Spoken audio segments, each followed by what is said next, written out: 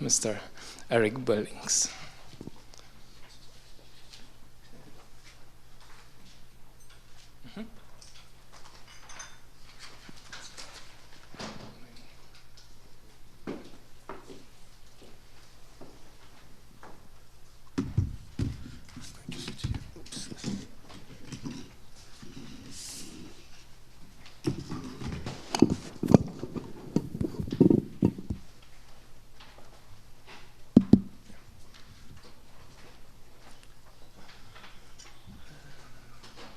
I have to open.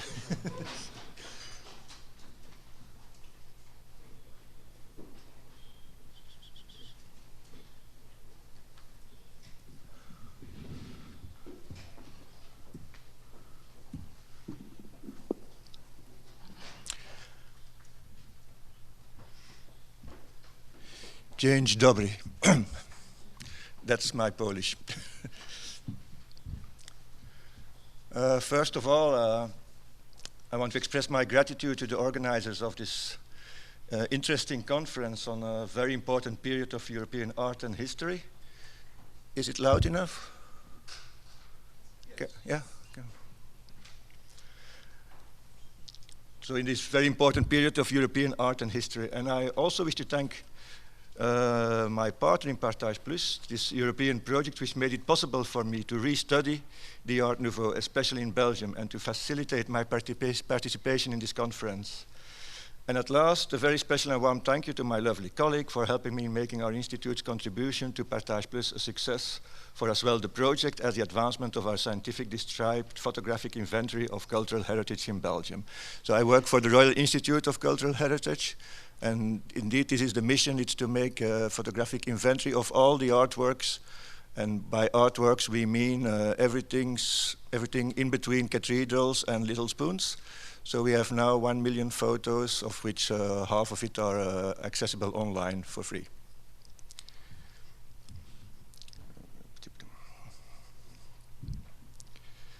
In this Partage Plus projects, what we wanted to do was re-photograph or photograph buildings that were photographed a long time ago in black and white, and so that we could do some new missions in Brussels and outside of Brussels of all this special architecture, because Brussels and by extension some other provincial towns, we have, I don't know how much, I think my colleague doesn't know it either, but I think there are thousands and thousands of buildings that are considered as Art Nouveau objects.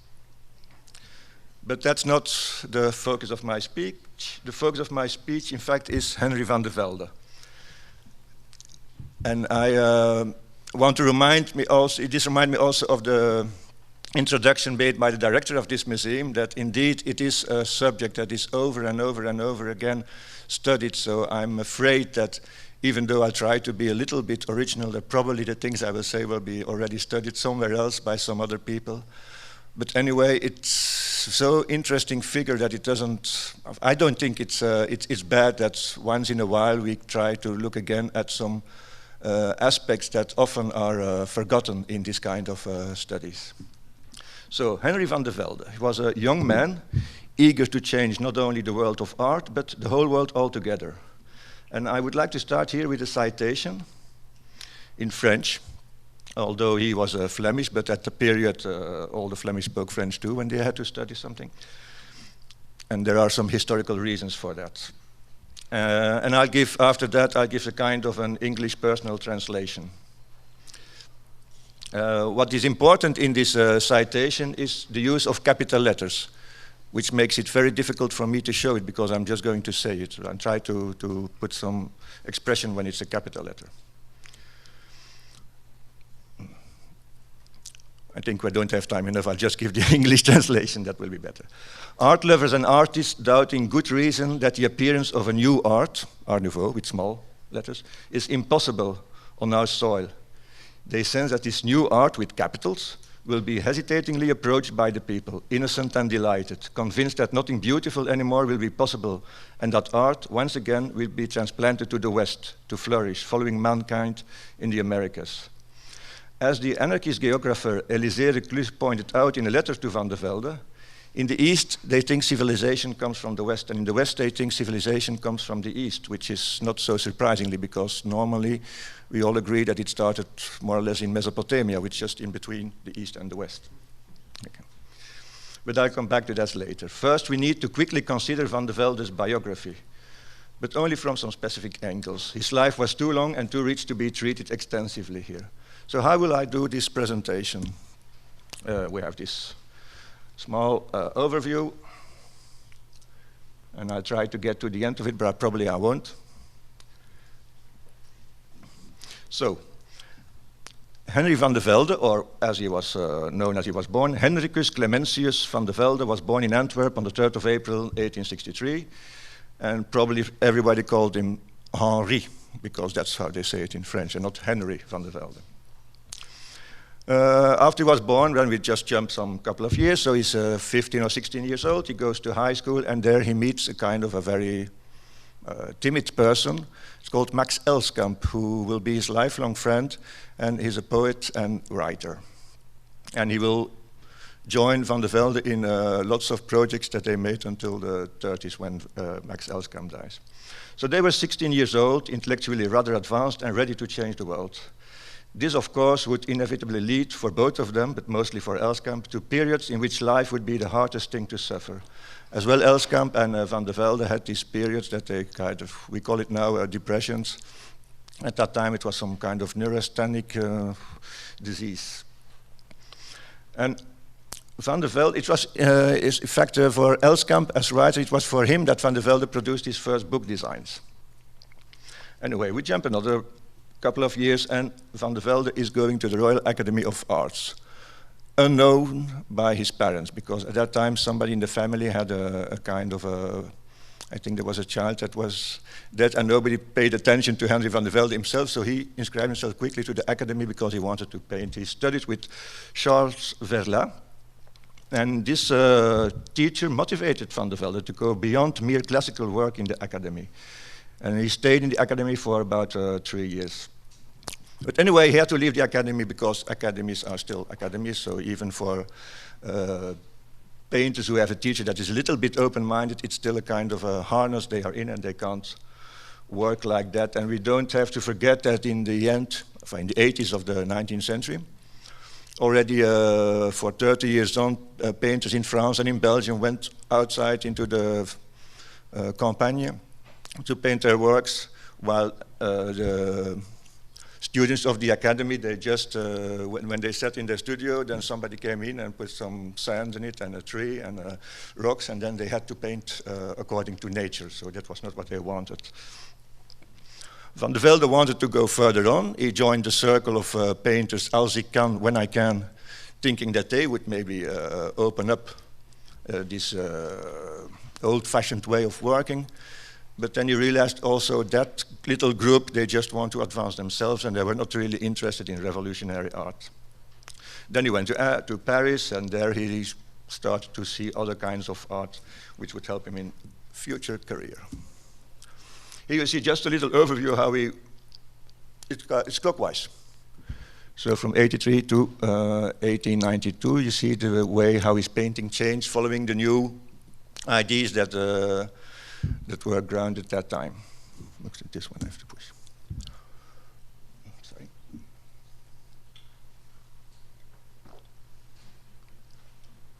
Trying to find the influence on an artist is very, very complicated. So I just picked some examples where one thing that's important, although you can't see it immediately, but one thing that's important for Van der Velde is the way in using the line.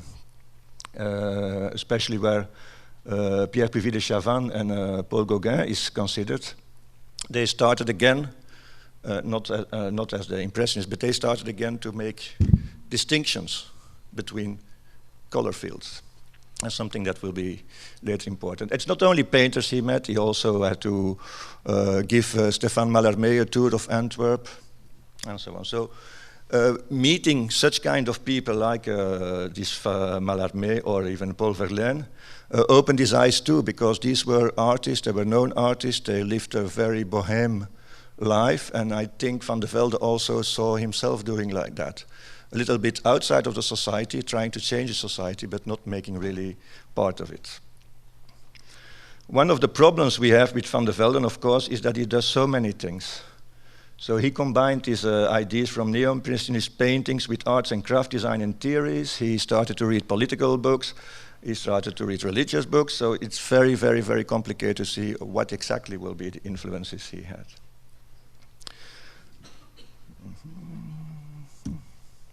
So these are some examples from Ruskin, Morris, and Walter Crane. I think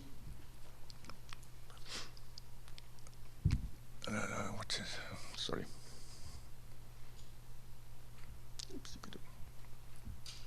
So what is important for Van der Velde when he discovered Ruskin and the others was that he learned that before the 19th, 18th, 17th, and so on century, there was this Gothic art that Ruskin described as an art where there was still craftsmanship. It was this craftsmanship, the way that people who worked on the cathedrals could be proud on the work they did that interested him. And it was not about having a name as a genius or as an artist. It's just making beautiful things, making nice things, making interesting things just for the people and just for doing it. And it's this combination also with the more political ideas of William Morris, who in his News from Nowhere depicts a kind of anarchistic utopia where most people are craftsmen and live together in smaller places in a kind of a bucolic way. Or even that they took part not took part, but that they were interested in political actions that happened in that time, like the illustration that Walter Crane made to celebrate the Commune, the Paris Commune of 1871. All these things came together with Van der Velde. So I have this, it's not his bookshelf, it's one that was normally made for his wife Maria Sed, future wife Maria Sed. And in his memoirs, at a certain time he writes about how several of these books were standing together on his shelf when he was living a more recluse life in what's called in the Kempen. It's near Antwerp, it's on the Campagne. And when looking at the titles he gives and the period he says that would happen, there are some small problems with it because some of the books he mentions were only published 3 years later. But anyway, he was very old, and so probably his memory mixed up some periods. But it was interesting to find that at the same level you have this Bible, on which is several parts he loved. You have books about anarchist theory. You have the Imitation of Jesus Christ. Fioretti is from Franciscus from Assisi. The Dostoevsky Manifeste Communiste and Nietzsche Zarathustra. All these readings, they had a very big influence on his ideas, how in fact he looked at the world. And most of these books, even if most of these texts, even they were not published yet, at least part of it were published in magazines like La Société Nouvelle in French translation. So maybe it was wrong about the books he had, but that he had read them as articles. That's the other one I have to push. I will not talk about this one, but it is something very important in the way how you can see that there's a kind of an evolution in the way he uses the line to make an abstract idea of nature, which is rather early, because I think the first abstract paintings, they came around the World War I. And another part that we will talk about later is you see right on the bottom is a cover for a Flemish avant-garde art and literature magazine, Van Nu en Straks, of Now and Later. And I'll talk about it later. I'll jump back to this slide when I will be there, because it's something important. Now, the idea of this lecture was that Van der Velde, we have this Art Nouveau, how shall we call it, revival, the umptiest one. And I want to see in reading the text of Van der Velde, I came across sometimes the words about an Art Nouveau or a new style or the neue Stil. So he was thinking about all these new things before we had this concept of Art Nouveau, which normally we could date more or less in 1895, 96, when Bing opened his shop in Paris and where Van der Velde made some contributions to it. We know also that this new style was not really accepted at that time. There was an article in a French magazine, L'Art et la Décoration, where they complained about this Belgian artist that used English working men to make a kind of a very weird furniture and room in a French magazine. Well, everybody knows that the art in France and the classical art in France was really the summum of everything, so the reactions were sometimes a bit negative. Another thing that was important for me, that he wrote a lot of his ideas in the period 1892, 1895. And then I see that, he moves to Germany around 1900, and there again, he starts to write lots of theories down. So I was wrong, it's not new theories, it's just all translations of his text. Most of them are translations of his texts that he wrote in French 10 years earlier. And it's also proved that, in fact, after that, Art Nouveau became a known style and very important movement all over Europe. He still stood by his first theories he had in the 90s. And the way he calls those articles, prédication d'art, it's like he has a mission. He's a preacher with his new ideas about how art should be. Déblaiement d'art, it means that there has to be a clearing or cleansing of the art. So you can put this together with the reading of Bakunin, who had, because before you make something new, you have to destroy the old. So that's what is in his Déblaiement d'art he wrote down. And I think I drifted off completely, so I have to find again where I am. So, not too far. There's also one thing that's very important in this Déblaiement d'art. There are 3 versions of it. There's the first version was published in La Société Nouvelle. Then it was published as a booklet the same year with almost no changings. And then a year later it was published again in a more, by the same publisher, but in a more, less ornamented way. And there he adds a small phrase in the beginning of the book where he said that in this old version, the version of the year before, he made some very awful comments about Jews in society, and he had to strike them out, and he sought or more or less excuses for it. It's something that's also important in this period, that there was a kind of anti-Semitic undercurrent, often with people in certain positions. One of the persons who was director of L'Art Moderne, the most important modern journal in Belgium, was Edmond Picard, who just until the 30s became very, very anti-Semitic. So it's something that shouldn't be hidden from history. And sometimes they try to do that. Anyway. Here we have some examples on how he did the illustration for his friend Max Elskamp. If you take, for instance, the middle one, you see that you have this design is in the frame of the painting. And now I'll go back to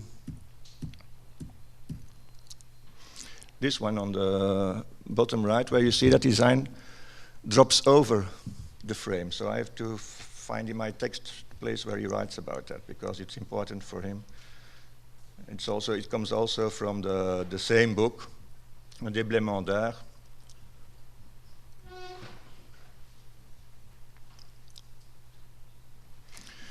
Where he describes that paintings have to break their frames. Painted panels or canvases were some of the most retarded expressions of what painting really should be, he wrote. And remember, the style in he wrote it is because Déblaiement d'art is a pamphlet, so it's always very harsh. And that's how he also himself gave this example, how you have to get over the frame, because the painting is not something that we hang on the wall, but it has to make integral part of the whole environment where you live in. And from here you can very quickly see that the way how he wanted to see art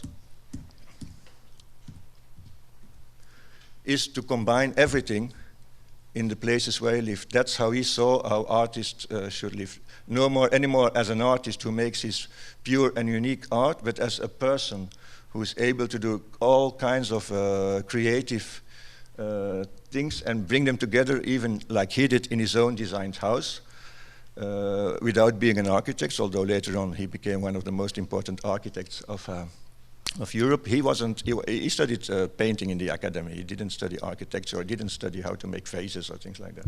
But he was just a living proof that with the right attitude and with lots of work, you still can use all these kinds of different forms of creating together. And he was a family man, as we can see here in his house in Hohe Pappeln. There's just one little thing I want to add. It's not morbid, it's just the gravestones of him and his wife. But you can see that on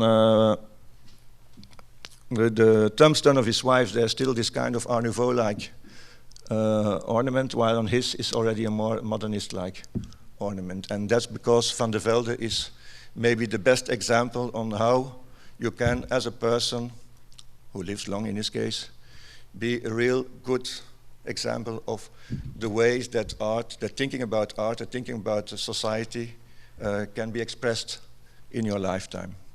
And I have one last word to say. But I forgot how to pronounce it.